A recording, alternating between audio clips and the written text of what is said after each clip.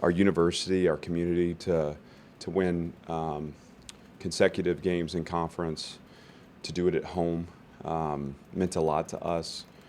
And it was fun to share that with the Vanderbilt fans that were here, and obviously with Chancellor Diermeyer and Candace Lee and all the people in our administration that support us too, that are making these strides possible. And I can't say enough about this being a new era in Vanderbilt football, this being a point that we'll look back on and see where the shift happened. And that does not mean we've arrived.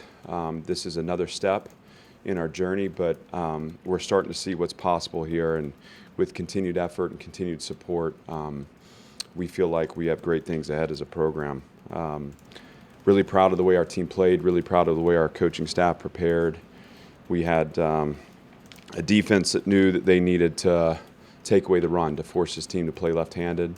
They were able to do that by playing in structure, playing together, and very proud of them. C.J. Taylor, with another big game for us, has become a playmaker we can depend upon and makes big plays in big moments. Obviously, you know, the one explosive touchdown is the one that we're going to look and want back. I thought on the whole we held up pretty well, though, and we were able to move them off their mark and do enough to impact the passing game. But going in, we felt like if we put them in a situation where they had to beat us throwing, that it was going to be a good situation for us. Very proud of the defense for the stop at the end of the game, too. You know, that's another 2-minute stop that they made, stepping up in a big moment. Offensively, you know, can't say enough about the run game, can't say enough about our offensive line and the way they've come together through the season, playing to an identity, playing physically, creating space for our runners. Obviously, Ray Davis with another huge game. I thought Patrick Smith did a nice job of creating a change of pace for us, too.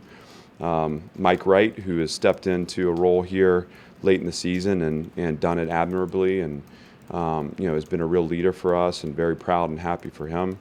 And then our receiver group too, including our tight ends, who, you know, we had Bresnahan and Gavin with touchdown catches in big moments for us, right underneath Turner Cockrell's sail, which I thought on the day where we're celebrating Turner's Heroes was a great moment for Turner's family and all the people that were here in support of him, and also for our program too.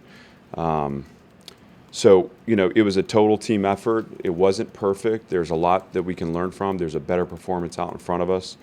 But, yeah, I'm proud of this program. And again, I think, you know, they put us in positions to capitalize on our opponents' mistakes, and that's what good teams do. And so with that, I'm happy to open up for questions. Contrast this to 2 weeks ago. You were here. You had a disappointing performance against South Carolina. The losses in the league were adding up. You've won 2 in a row since. What was the difference? I think it's all part of the journey. I don't think that we can have this moment without that moment. I just don't live that way. And so everything that we experience is designed for us. Doesn't happen to us. It is through that adversity that we become. And, you know, we needed the South Carolina game to get to the Kentucky game.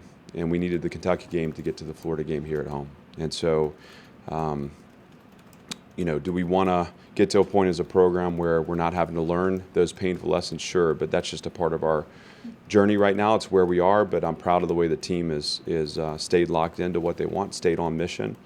And those guys care about each other, and they care about what we're building. And I think in this day and age, that is a special formula. And they're not worried about external. They're not worried about what's outside, you know, the program. They're focused on each other. They're focused on the mission that we're on. And it's just a breath of fresh air to spend time with these guys every day, and I'm honored to be their coach. Do you think you guys have turned a corner as a program?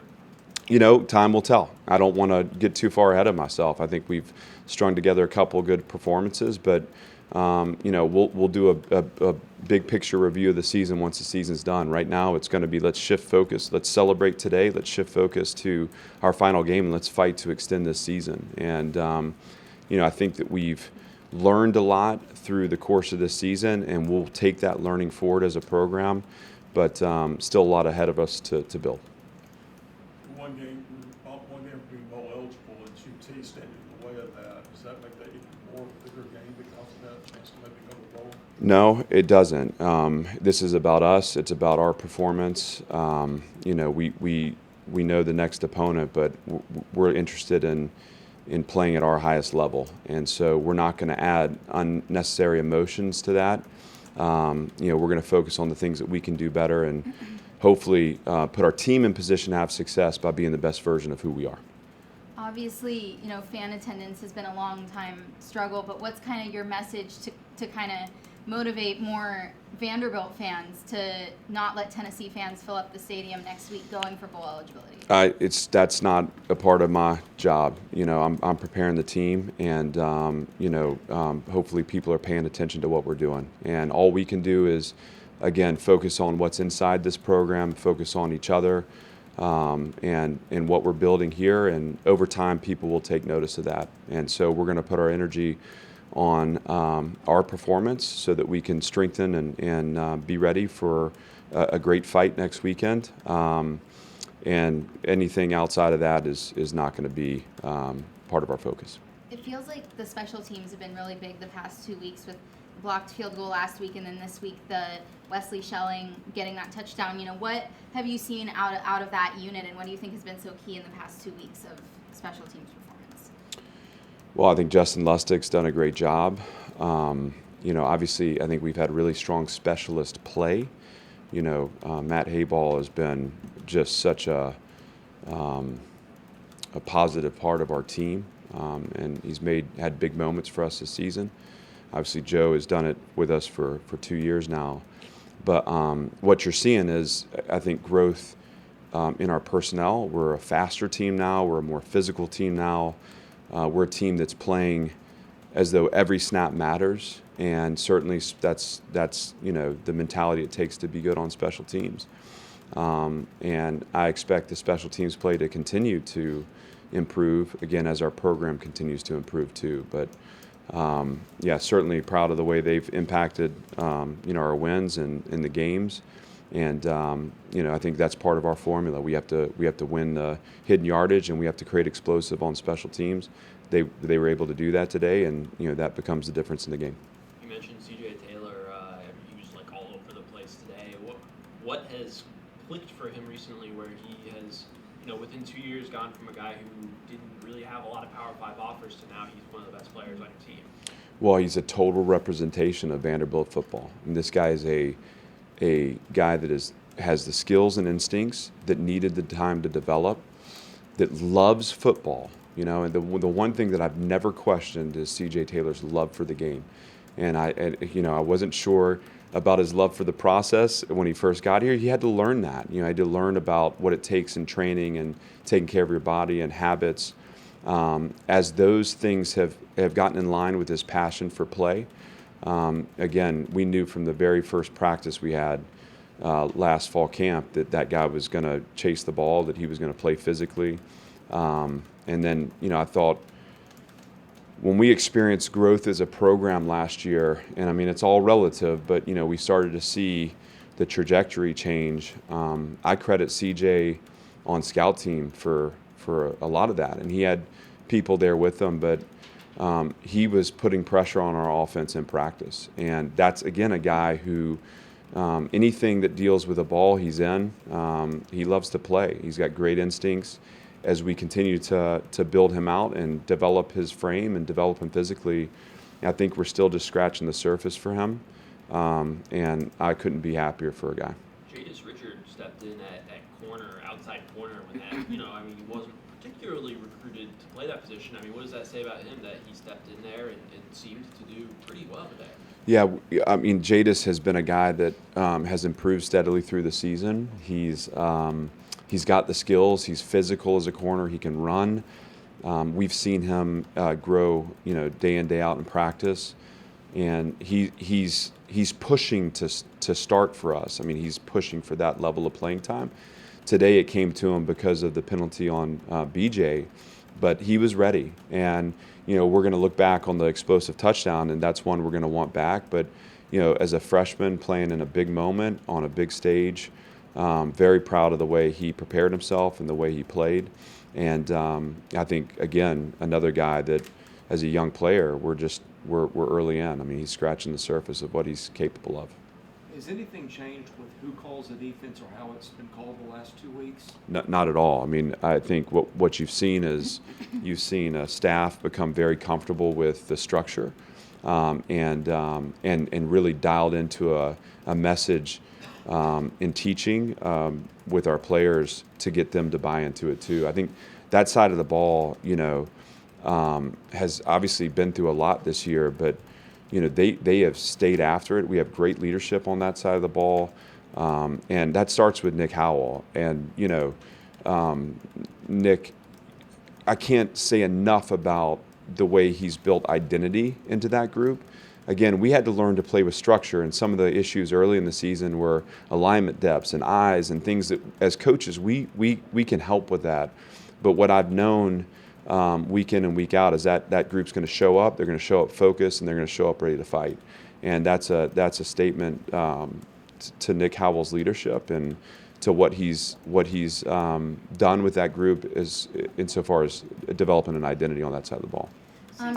Season high in carries for Ray today. He's got 56 over the last couple of weeks. How have you found that to be kind of the formula for success for the offense? Staying in rhythm, being patient with the run game. It's not always going to show up early, but we have the opportunity to play physically with an opponent over 4 quarters. And a lot of times, if we can get the drive going, we can use change of pace, tempo, and physical play to create space for them. I'm not so sure that's ever not been a part of our formula. I just think we've missed, a little bit through the middle of the year. I think that Coach Lynch and his staff have done a great job of working through play design and being creative with how we create the space for them. But obviously Ray, has become a workhorse for us, and he's earned that. I mean, he's a guy that showed up. He gets the tough yards. He seems to always be falling forward, and he can bounce the ball and hit the accelerator too and create explosive as well. So happy for him, and obviously happy for his performance. Nick was wearing, Virginia gear today along with other Virginia coaches, and I saw there was helmet stickers as well. What does it mean to you guys to kind of honor those players who were killed and to kind of recognize that? Yeah, I've said this, but obviously last weekend we had the opportunity to celebrate a win together, which is a special moment, and you realize internally again just how incredible the relationships are that you build, and you cherish those. That's a part of this that I don't think that people have a great perspective for that are outside of our program. I've got a lot of questions about how do you sustain, how do you keep them in it. I mean, these guys care about each other, but we were fortunate to wake up on Monday and to be whole. And I think as I was with the team on Monday and as kind of news was breaking and we were learning about what happened, you realize just how special it is to have the opportunity to be a part of this family, and just how grateful we are for each other, but also then in the same space that we feel that we can grieve for our brothers at Virginia, because they lost members of their family that were taken away too early. And, our heart goes out to them. That is, as they start their grieving process, it was the least we could do to honor them today. And obviously, between Nick Howell and Kirk Garner, there's 2 guys. Kirk played there, Nick coached there, that that knew the victims, that know the place, that know the community, that we want to lift up and support as a part of our family too. It seemed like the touchdown to Jaden McGowan and also to Gavin were creative, partly created by scheme. I mean, what can you say about the game that Joey Lynch called today? Well, yeah, I mean, certainly he got us in the right structures. We've spent a lot of time on this since the South Carolina game because we felt like the plays were there. I can go back to the 3rd and 6, and I think I've talked about that in here, but 3rd and 6, we run a mesh route, and you got Quincy Skinner wide open, and the next defender's 20 yards, and we get beat on the slide side, and we get the quarterback moving off his mark, and we can't connect. And that's not about South Carolina, that's about Vanderbilt. So the plays that we need to win the game will be there. That's been the message. That means we trust the process, that we stay faithful, and that we make the available play.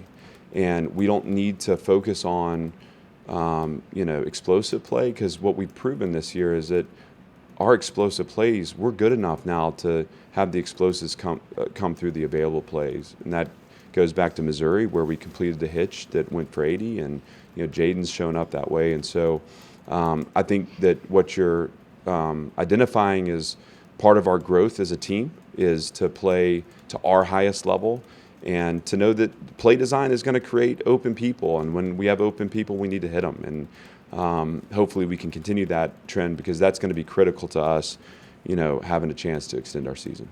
Anything else? What did you see on the? This is like a fight to get me coughing again, Chris, but I'm not going to let you do that. I feel great right now, by the way. So. Hopefully you can do this without coughing. But what was your view of the special teams touchdown? It just looked like a big scrum in the box. Yeah, honestly, I thought we got it cleanly, and of course, you never get it clean. We were lucky that the second man in was able to recover it. But that's a group that's fighting. They're fighting for the ball. They understand how important that possession is. We challenged them this week to create an explosive. We felt like that blocked field goal last week was a huge statement for this team, and that was their chance, and they seized it. And just happy for them, and happy for the fight that they showed on that snap. I don't think that they were going to let Florida come out of that huddle with or that scrum, as you say, with the ball. So that's representative of Vanderbilt football. Anything else? Thanks, everybody. All right, thank you. Thank you.